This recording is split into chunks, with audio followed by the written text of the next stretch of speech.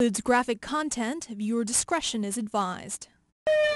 The dead always tell a story, and here in Mexico, that story is the war raging on America's doorstep, being fought for the right to supply America's demand for illegal drugs. A war becoming more violent, more ruthless, mostly because of one group. To even begin to understand that violence, come with me, here in a barrio in the southern Mexican city of Veracruz. Imagine, if you will, a band of Special Forces Green Beret soldiers go rogue and offer their services and their firepower to the drug cartels. Well, that's precisely what's happened in Mexico. In the 1990s, commandos from the Mexican army deserted and set up their own cartel known as the Zetas. The Zetas, a group that the US government now says is the most technologically advanced, sophisticated and dangerous cartel operating in Mexico. And this is an example of some of their most recent work. Until not so long ago, this was the home to a local police commander promoted just 2 months before. And at 5 a.m. one morning, 2 cars pulled up in these streets. 8 or 9 gunmen got out, armed with assault rifles and 40mm grenade launchers. They blasted their way into this house, and it took them less than 5 minutes to execute the father, the police commander, his wife, a policewoman, and in the blaze that they started, to kill 4 children. This is the drug war in Mexico. This is the war that the Zetas are fighting. And this is the war on America's doorstep that shows no sign of ending.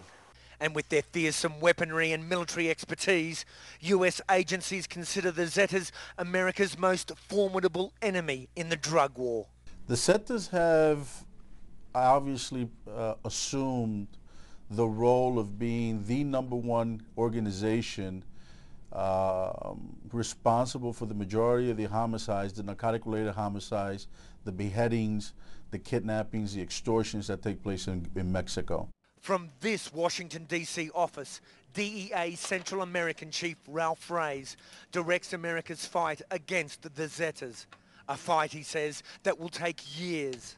They continue to train new recruits through several campaigns. One of them is a very public and open narco banners that they pose around in the country of Mexico, specifically tailored to the military, in that they will offer better pay and better benefits if they join the ranks of the Zetas.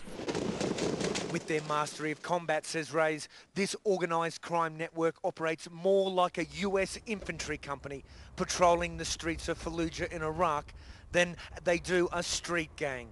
And they're only getting stronger.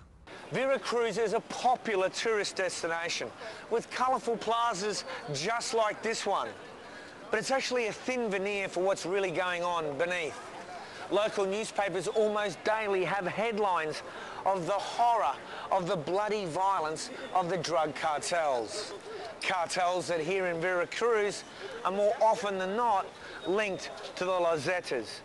The American Drug Enforcement Agency tells me that whilst it was originally based on military lines, it's been built on a business structure with quarterly meetings, business ledgers kept, even votes on key assassinations.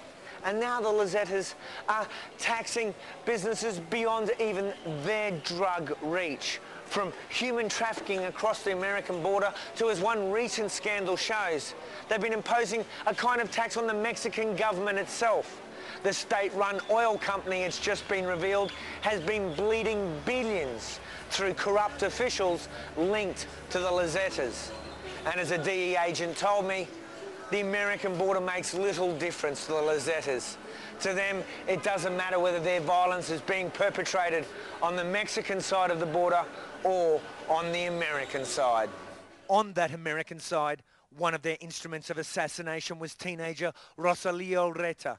He was just 13 years old when he first killed. I loved doing it, says Reta in this police interrogation. Killing that first person, I loved it.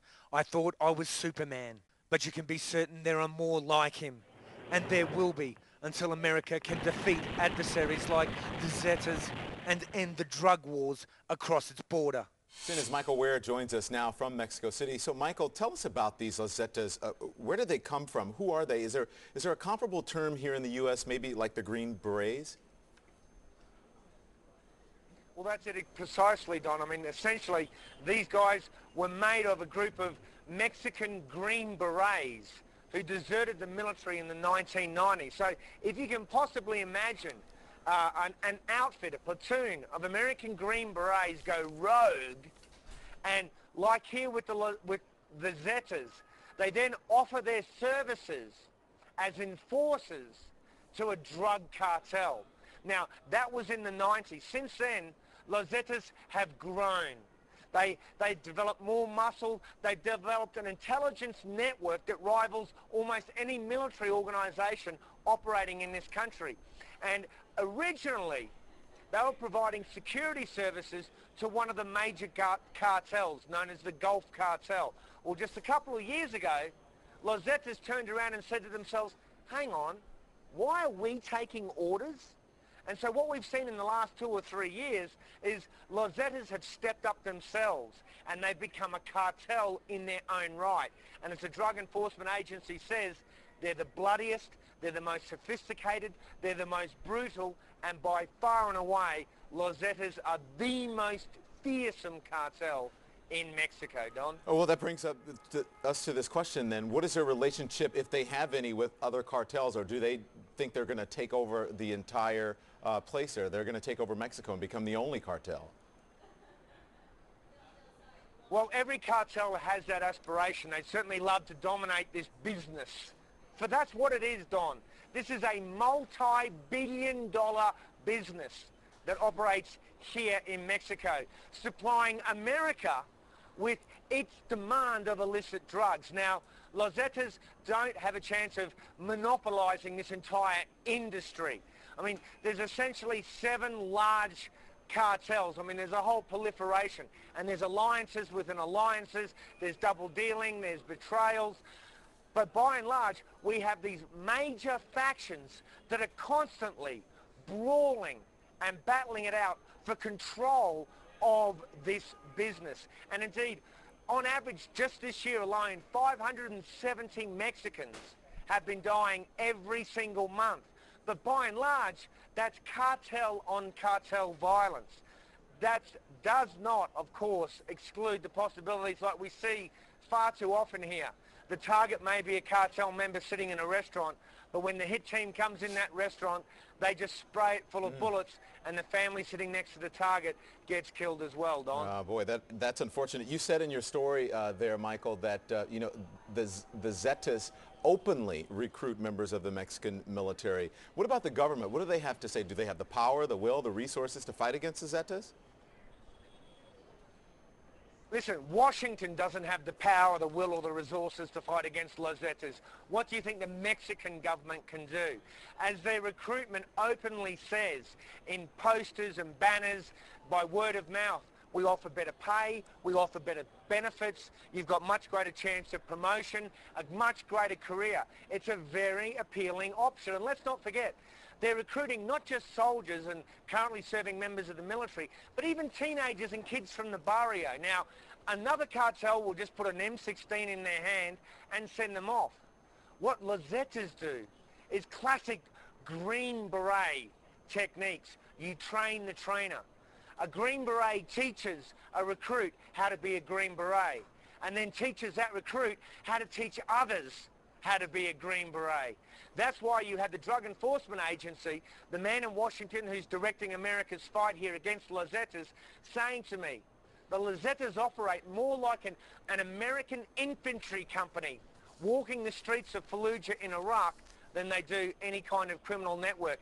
This is an LA street gang on steroids with real training, real expertise. This is the ultimate law enforcement nightmare, Don. All right, CNN's Michael Ware. Michael, we're talking about billions and billions of dollars a year with drug cartel money, upwards of $40 billion. We appreciate you joining us, Michael. Stay safe.